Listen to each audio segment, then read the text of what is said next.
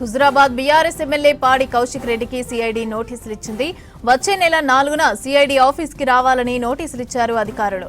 గత జనవరి 29న వీణవంక సమ్మక్క జాతరకు వెళ్లకుండా పోలీసులు అడ్డుకుంటున్నారని ఆరోపిస్తూ పాడి కౌశిక్ రెడ్డి దంపతులు బీఆర్ఎస్ నేతలు రోడ్డుపై ధర్నా రాస్తారోకో చేపట్టారు. పోలీసులు అడ్డుకోగా కరీంనగర్ పోలీస్ కమిషనర్ పై తీవ్ర ఆరోపణలు చేశారు కౌశిక్ రెడ్డి. మత విద్వేషాలు రెచ్చగొట్టే విధంగా వ్యాఖ్యలు చేశారు కౌశిక్ రెడ్డి. ఇక ఈ ఘటనపైన ఇప్పటికే కౌశిక్ రెడ్డిపై కేసు నమోదైంది. ఎమ్మెల్యేతో పాటు మరో 20 మందికి సిబిసిఐడి నోటీసులు ఇచ్చింది. హుజురాబాద్ పోలీస్ స్టేషన్ కు వచ్చి నోటీసులు అందజేశారు అధికారులు. దీంతో కేసును సిఐడికి బదిలీ చేసింది సర్కార్. ఏప్రిల్ 4న హైదరాబాద్ లోని సిఐడి ఆఫీస్ కి రావాలని నోటీసుల్లో తెలిపారు. రెడ్డిగా బీఆర్ఎస్ ఎమ్మెల్యే పాడి కౌశిక్ రెడ్డికి సిఐడి నోటీసులకు సంబంధించిన మరిన్ని డీటెయిల్స్ వెంకటేష్ అందిస్తారు. వెంకటేష్, జరిగిన గొడవ ఏదైతే ఉందో అది ముఖ్యంగా పాడి కౌశిక్ రెడ్డి ఎమ్మెల్యే సమ్మక్క జాతరకు పోకుండా పోలీసులు అడ్డుకుంటున్నారంటూ ఆయన ఆ రోజు తన కేసీ కాలనీ హుజురాబాద్ లోని కేసీ కెనాల్ దగ్గర ఉన్న క్యాంపు కార్యాలయం దగ్గర రోడ్డుపై బైఠాయించి ధర్నా నిర్వహించారు.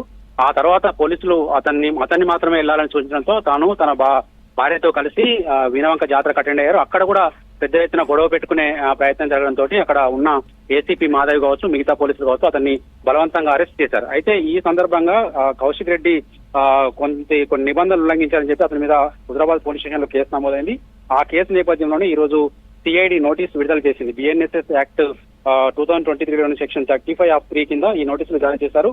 దీంట్లో సిఐడి చేసిన అభియోగాలలో ముఖ్యంగా సమ్మక్క సారలమ్మ జాతర ఏర్పాట్ల సందర్భంగా పోలీసులు బందోబస్తు విధులు నిర్వహిస్తున్న సమయంలో కౌశిక్ రెడ్డి తన అనుచరులతో కలిసి అనాధికారికంగా గుమిగూడాడని, తర్వాత రహదారిపై కూర్చొని ట్రాఫిక్ అంతరాయం కలిగించాడని, ప్రజలకు ఇబ్బందులు కలిగించారని చెప్పి కూడా సిఐడి ఈ రోజు విడుదల చేసిన నోటీసులో పేర్కొంది. అదేవిధంగా వాహనాలకు పాదచారుల రాకపోకలకు కూడా అడ్డంకులు సృష్టించారని, పోలీసుల విధుల నిర్వహణకు అడ్డుపడ్డారని చెప్పి కూడా నోటీసులో పేర్కొన్నారు. అంతేకాదు అప్పుడు సిపి కరీంనగర్ సిపిగా ఉన్న గౌత్సాలం ఇప్పుడు ప్రజెంట్ ఆయన కూడా ఉన్నారు.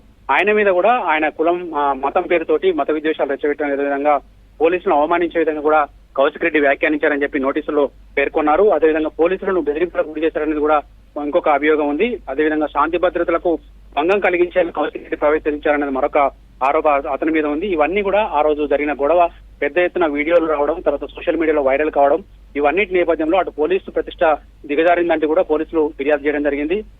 అయితే ఇటు పోలీసుల మీదనే ఈయన కౌశిక్ రెడ్డి ఆరోపణలు చేశాడు. తనను ఎమ్మెల్యేగా ఉన్న తనను అడ్డుకున్నారు, తన నియోజకవర్గ పరిధిలో ముఖ్యంగా తన గ్రామంలో ఉన్న జాతరకు వెళ్లకుండా పోలీసులు అడ్డుకున్నారని చెప్పి కౌశిక్ రెడ్డి అభియోగాలు చేశారు. దీంతో పోలీస్ డిపార్ట్మెంట్ కాకుండా దీన్ని కేసును సిఐడికి అప్పగించారు. సిఐడి ఇప్పటికే దీని మీద చాలా రోజులుగా ఇన్వెస్టిగేషన్ చేస్తా ఉంది.